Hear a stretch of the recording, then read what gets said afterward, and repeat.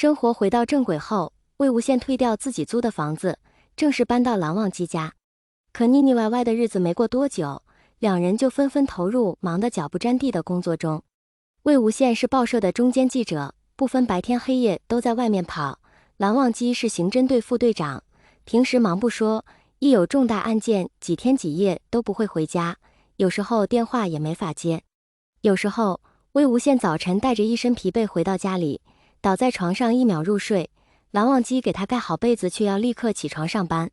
要亲，魏无羡迷迷糊糊从被子里伸出手，蓝忘机俯身连人带背将人抱住，温柔地落下一个吻。魏无羡闭着眼睛感受嘴唇上温热的触感，闻着好闻的檀香味道，又睡过去了。魏无羡下午才起床，慢慢悠悠冲个澡，将蓝忘机提前做好的饭菜放在微波炉里热好，还没吃完就接到报社的电话。好啊，我马上赶过去。魏无羡放下筷子，收拾好东西，刚准备出门就碰到下班回家的蓝忘机。魏婴。蓝忘机一见魏无羡要出门，眉头就皱了起来。菜我热好了，你吃哈。魏无羡拿着外套就要走，蓝忘机伸手就将人拦住。魏无羡反应过来，赶紧主动抱着蓝忘机抬头吻在对方嘴角。抱歉，我要赶不上啦。蓝忘机只好将人放走。有时候两人都是半夜回家，在小区门口撞了个正着，对视的眼神似乎就要迸发出火花，两人拉拉扯扯，还没进屋子就已经亲成了一团。蓝忘机好不容易打开门，两人跌进屋子，在玄关处就抱在一起。下一秒，蓝忘机的手机却响了。啊，不要接！魏无羡明知不现实，却还是任性的喊了一句。可得到新指示的蓝忘机只好穿好衣服，又抱着魏无羡亲了一会，才匆匆离开。魏无羡喘了口气，只好回浴室自己解决。这样的日子持续了不知多少天，两人的怒气值都逼近了临界点。这天，魏无羡正在报社校稿，忽然一个拳头砸在办公桌上，把周围的同事都吓了一跳。我好想蓝湛啊！魏无羡愤愤地说。那就回家吧，这稿子也差不多了。主任淡定地说。可是蓝湛又不在家呀。最近出了个连环抢劫案，蓝忘机基本都蹲在警局，晚上也没怎么回家。去警察局呗。一个记者笑着说。魏哥你也偶尔闲会一下。去接你家警察同志下班如何？也好。魏无羡将稿子交给同事，开开心心就出门了。晚上的警察局灯火通明，但楼下只有一个年轻的警察在值班。有什么需要帮助的吗？警察问道。有。魏无羡靠在门边，语气拽得要上天，想问一下你们刑侦队副队长什么时候下班？年轻警察一时无语。先生，这个魏婴。刚刚下楼准备回家的蓝忘机一眼就看到魏无羡，怎么过来了？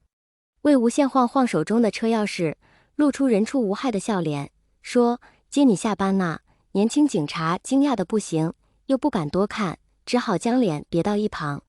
上车后，魏无羡和蓝忘机几乎是立刻就拥抱住对方，嘴唇紧紧贴在一起。魏无羡手忙脚乱脱掉外套，手刚伸向裤子就被蓝忘机制止住了。魏婴，等一下。啊！魏无羡一愣。蓝湛，你可别说你现在不想啊。我在路上把 TT 都买好了。不是。蓝忘机看了看窗外，说：把车倒退50米。为什么？魏无羡嘴上在问，却还是乖乖按蓝忘机的吩咐启动车子。监控死角。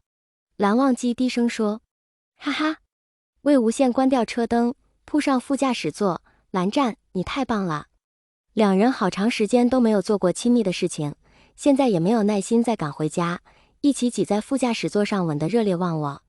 即使忙碌到深夜，蓝警官身上居然仍是淡淡的檀香味。魏无羡贪婪地呼吸着蓝忘机身上的气息，像只发情的小猫。蓝忘机将副驾驶座往后退，方便魏无羡坐在自己腿上，揽着对方的腰身，将这些日子压抑的渔网尽数释放。魏无羡最近工作不太忙，新来了几个跑一线新闻的记者，他最近大多数时候都坐在办公室里敲稿子。蓝湛，今晚加班吗？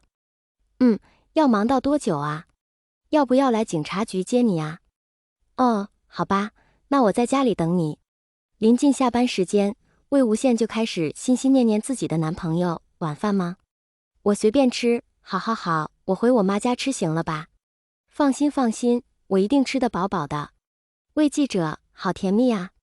一旁的同事忍不住笑道，和男朋友关系这么好，真是羡慕。对呀，蓝忘机可是蝉联了我最喜爱的警官排行榜首好几年了哦。另一个同事也凑过来说，什么我最喜爱的警官排行榜？魏无羡疑惑道，哈哈，是另一个部门策划的。同事解释道，什么我最喜爱的消防员，我最喜爱的老师，我最喜爱的医生护士都有。我怎么不知道？魏无羡觉得好无聊。你这个大忙人肯定不知道啊。蓝忘机可是刚参加工作人气就很高哦。同事继续说道，你都不知道，那些警花可都眼馋得不得了，